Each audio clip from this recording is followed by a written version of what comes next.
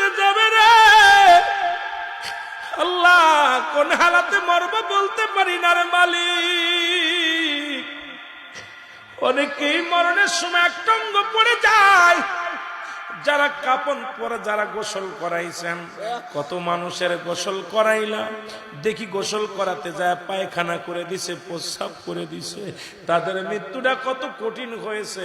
অনেকের জিহ্বাটা বাইর হয়ে যায়, এক হাত জিহ্বা বাইর হয়ে যায়, চোখ দুটি বড় বড় হয়ে যায়, চোখ দুটি আর বন্ধ করা যায় না। ইমাম সাহেব তাড়াতাড়ি চোখ দুটি বন্ধ করতে যায়, বন্ধ হয় না রে। ওই চোখ দিয়ে আজরাইল ঢুকেছে, চোখ দুটি আর বন্ধ হয় না।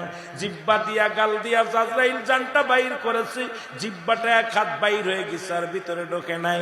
এরা মুসলমান, সহজ মৃত্যু যদি এত কঠিন হয়, তাহলে কঠিন মৃত্যুটা কত কঠিন হয়। আল্লাহ, ও আমার আল্লাহ, আল্লাহ আমাদের মৃত্যুটা তুমি সহজ করে দিও।